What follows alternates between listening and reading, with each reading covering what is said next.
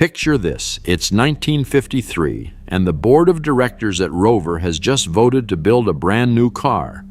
The tooling money is signed off, the prototypes are running. 3 months later, the same men in the same room take the money back. That car would have invented the family SUV about 20 years early, and almost nobody has heard of it. Welcome to the story of 10 rare and unique Land Rovers that, unfortunately, or maybe fortunately, depending on how you feel, never saw mass production. That first car has a name, and the name is the Road Rover. In 1952, Rover sold comfortable saloons for people with driveways, and the Land Rover for people with fields. Nothing sat in between. So the company built something that did, a tall estate car, comfortable enough for a family and tough enough for a farm track. 5 prototypes followed, and in April 1953, Spencer Wilkes formally proposed production. The board approved the tooling money, then pulled it 3 months later, almost certainly because Rover had taken on far too much at once with 3 new saloons and 2 new Land Rover models all due that autumn. A completely redesigned second generation appeared later in the decade, looking uncannily like a modern crossover 30 years early, and in 1958, it was shut down for good. 6 years of work and not one car sold. What it left behind was the idea, and that idea walked straight into the Range Rover. Next on this list is a Land Rover the British Army named before they rejected it. In 1965, Rover built a forward-control military truck on a 112-inch wheelbase, and the War Department gave it the wonderfully bureaucratic name Truck Number 21. Under the cab sat a Perkins 6-cylinder diesel of 5.8 liters. A Rover sales booklet from that year lists it under military vehicles under development, described plainly as existing in prototype form only. The Army bought something else. The prototype survived anyway by being useful. It spent the rest of its working life as the recovery truck at Solihull, towing other people's failures around the factory it should have been built in. Coming up next is the Land Rover replacement almost nobody knows about, mainly because almost no paperwork about it does, the SD5. In 1974, Rover's technical chief, Spen King, set the project the job of replacing the aging Series 3. By December that year, there was a running test vehicle, built by heavily modifying a Series 388, and it had independent front suspension with coil springs. That mattered enormously because the Land Rover of the time still rode on leaf springs, essentially the same idea as a Victorian cart.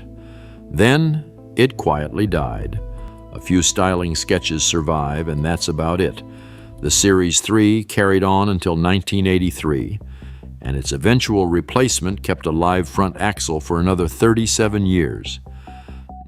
Next up is the one enthusiasts will tell you was the best Land Rover never produced, and they will tell you this at some length: the 100-inch. Around 25 prototypes were built in 1978 alone for evaluation by the Swiss and French armies, using a one-off chassis with Range Rover axles, engines, and gearboxes. Land Rover pitched it to France, to Switzerland, and to the Netherlands. All 3 bought somebody else's truck. The project ran to at least 70 experimental versions before Land Rover changed its mind, put the 110 into production, and shelved the 100 in favor of a shorter 90. Most survivors were destroyed or sold off quietly to employees. A lot of people still consider 100 inches the perfect Land Rover wheelbase, and owners build their own to this day, chasing a vehicle the factory decided they couldn't have. Next on the list is the one with the best name and the worst luck: the Llama.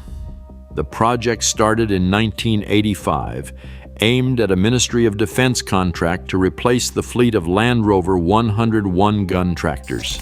More than 1,700 of those had been sold to the Ministry of Defense, so winning the replacement order would have been enormous. It was properly engineered using the 3.5-liter V8, coil springs, and a fiberglass cab hinged at the front so it tipped forward for engine access. 11 were built, including one to full production standard on the Solihull line to prove it could be mass-produced. It could. The Ministry of Defense went with the Reynolds Boughton RB44 instead, a converted Dodge truck. And without military orders, Land Rover canceled the project in early 1988. Here's the part that stings. The RB44 fleet turned out to be so unreliable that every single one had to be fitted with a critical brake modification at major cost to the taxpayer. The Army eventually gave up and overhauled its old Land Rover 101S instead, which stayed in service into the early years of this century. The vehicle the Llama was built to replace outlived the vehicle that beat it. It did leave one fingerprint behind. In 1987, the Defender dashboard gained a new warning light showing a tilting truck cab. The Defender never had a tilting cab. That light sat there until 1998, a small glowing ghost of a vehicle nobody was ever sold.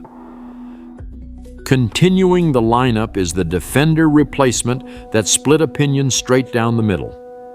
The DC100. Land Rover pulled the covers off two concepts at Frankfurt in September 2011, a rugged three-door hardtop and an open two-door called the DC100 Sport.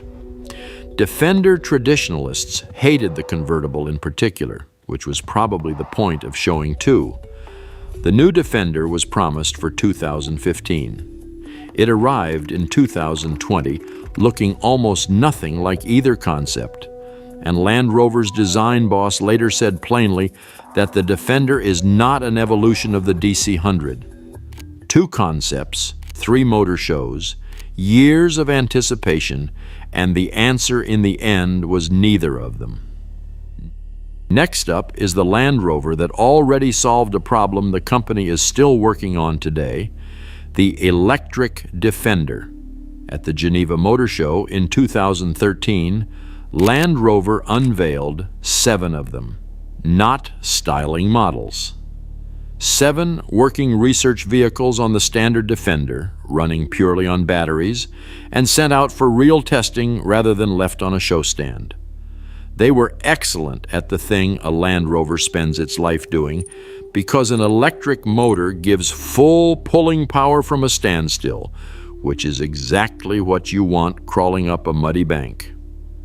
Not one was ever sold.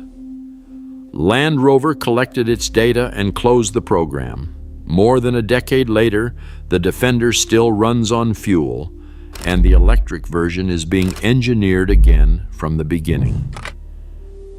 Coming up next is the concept that promised you could see straight through the bonnet, the Discovery Vision.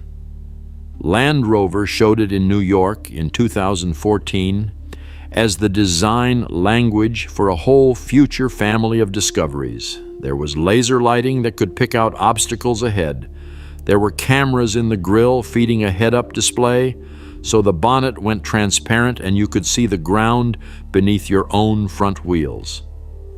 And there was the party trick, where you climbed out of the vehicle entirely and steered it over a boulder using your phone. The transparent bonnet is on sale today as Clear Sight Ground View, but the Discovery Vision as a whole never happened. And the Discovery that followed in 2017 was a far more ordinary thing.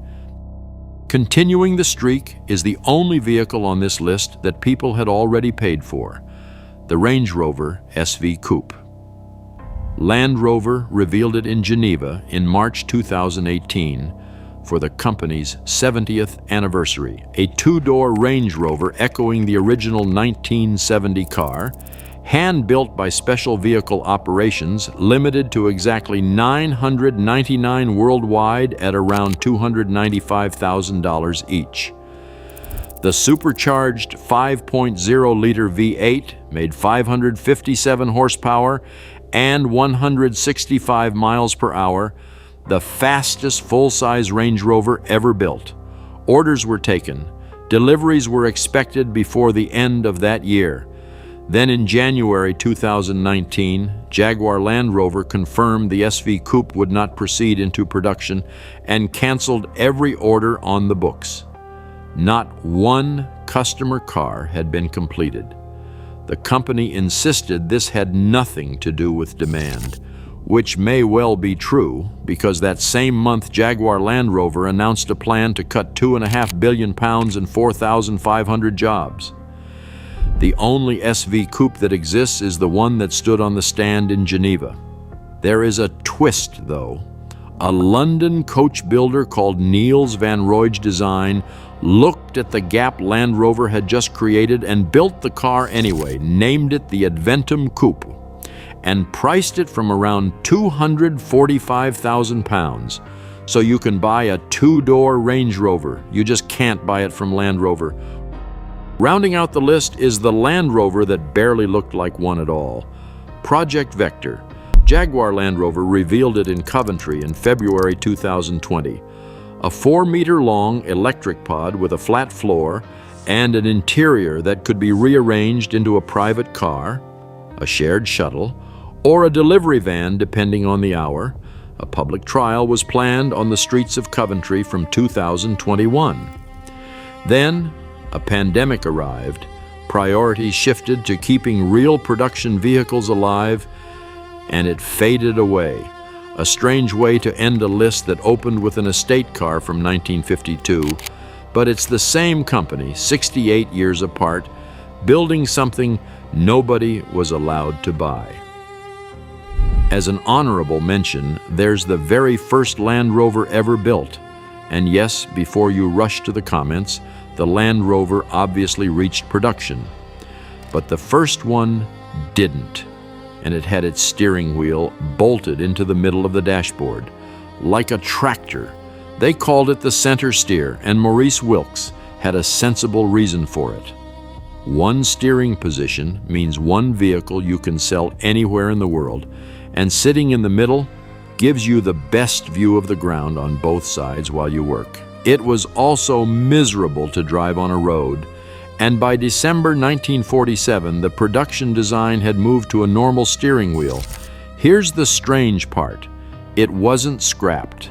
It was kept back for the photographs in the very first Land Rover sales brochure, heavily airbrushed to look like the finished vehicle.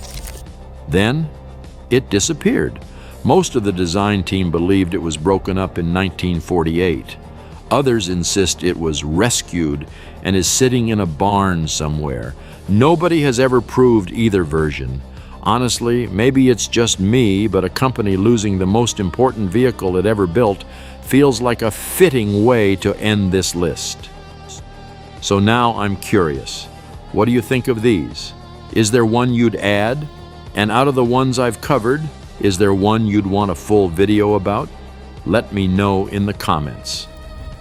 The sources, mainly the Dunsfold Collection archives and the AR Online prototype records, are in the Google Doc linked in the description.